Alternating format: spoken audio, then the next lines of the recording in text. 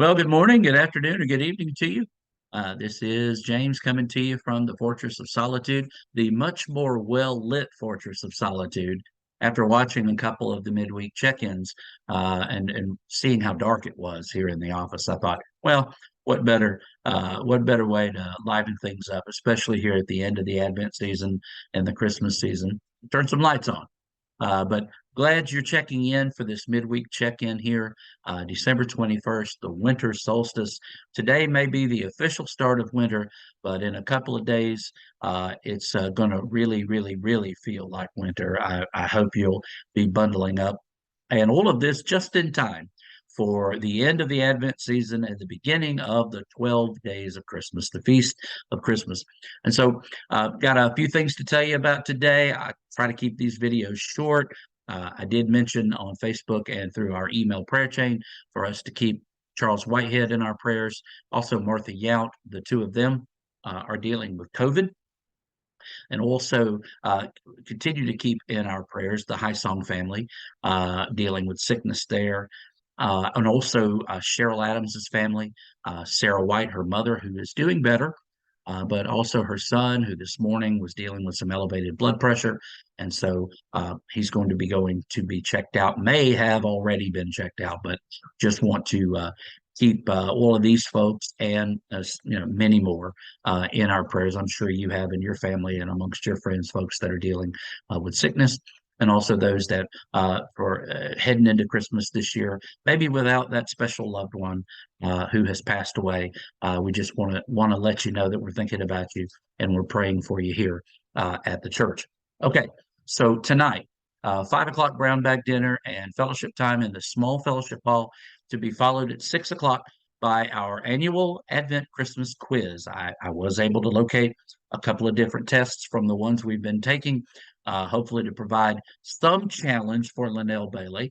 But it should be a good time.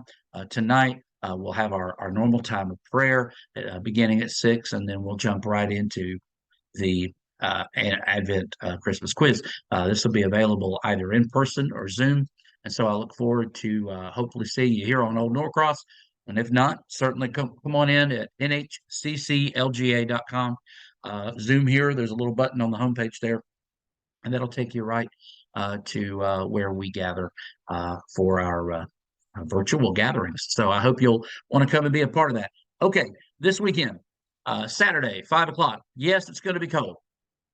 But Lord willing, yes, we have heat in the building, and we will be having our candlelight communion service on Christmas Eve at 5 o'clock here at the church. So 5 p.m. Here at the church, we'll be celebrating the beginning of the Christmas season. With a very special time, be offered both in person and on Zoom. I have to tell you, I understand if you attend on Zoom and love those that attend on Zoom so very much, but this service here, it really does have a warmth, and it really, really does have a lot of meaning, and especially in person. But I want you to be able to attend as well. And so I'm glad we have the Zoom. If it's too cold, for whatever reason, you can't get out. So please attend one way or the other. I hope to see you on Christmas Eve. And then the following morning, Christmas morning, the Feast of Christmas, Christmas Day, we will have one service here at the church at 11 o'clock. Again, that will be available both in person and Zoom. Again, there'll be no morning prayer, no Sunday school. There'll be no childcare, and that's going to hold for this Sunday and also for January 1st. One service, 11 a.m. No childcare for those services, but we do look forward to getting back into the regular routine and swing on the Feast of St. Elvis, the 8th of January, which is a very busy day in our congregation. And I do want to go ahead and remind new officers, you're going to be getting a letter very soon in the mail. If you haven't gotten it already, you're going to be getting a letter in the mail inviting you to come for an installation service on the morning of January 8th. We're also going to be having some baptisms that morning, Lord willing. And then we have our first board meeting for 2023 that afternoon, January 8th at 2:30. So I know we've got a lot to celebrate, and maybe a week next week, Lord willing, of us being able to, power down and rest and enjoy the Christmas season. but do want to get those memos out to you. There will be no Wednesday night activities on December 28th or January 4th. We will reconvene our Wednesday night schedule, our regular Wednesday night schedule on January the 11th, but there'll be more to come for that. So those are all the things that are going on. I would like to make mention also that in her article for this week, which you'll be receiving shortly via Facebook and email. And of course, it'll be ready for you here in the bulletins for those of you that attend in person. Jennifer Ginsey, who heads up the Oakland Community Garden Ministry, is having on December 30th uh, an Oakland Community Garden foster plant program event. That's right. On Friday, December 30th, in the small fellowship hall, and I'm reading from her article here.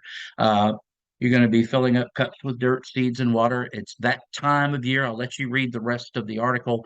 So we're doing the foster plant program to get ready for the oncoming spring season, and it won't be long before we'll be telling you about the Spring Arts and Craft Fair, which is coming up. My goodness. And of course, all kinds of other stuff coming up in the first 3 or 4 months of the year. But hey, let's let's put that on hold and let's all enjoy the remaining days of Advent and the wonderful 12 days of Christmas that are coming up. I did want to mention one other thing, and then I'll go. On Friday, January 6th, that's the Feast of the Epiphany. That commemorates the coming of the Magi to see the Christ child.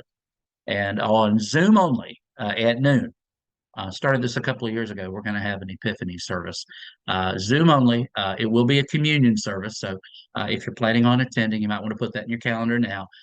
Be sure to have the elements of for communion there, but it will be Zoom only. And I'm looking forward to celebrating this important feast with you on January 6th. It's on it brings the season of Christmas to its end and begins our walk toward Ash Wednesday. Okay, a lot more to say about so many things, but I want to say this right now. I want to tell you how much I love you, and I thank you for your generosity, your gifts, not only of a love offering, your cards, but just your participation in Christ here at New Hope. It means more to me than you will ever know. Most importantly, it means more to Christ than we will ever know. And so I am grateful for each and every one of you. And I pray, I know I probably won't see some of you going into this weekend. I don't want to heap any guilt on anybody who may not be attending this weekend. As I was told on Facebook, not in a sort of somebody telling me way, but as I was reminded on Facebook, I'm really the only one who has to be here on Sunday. But I want you to know something. I hope that you have a wonderful, Merry Christmas and a wonderful, happy New Year. I do hope to see you around here this weekend, but I just want you to know how much you mean to me. And I thank God from my heart for each of you. And I hope you have a wonderful week.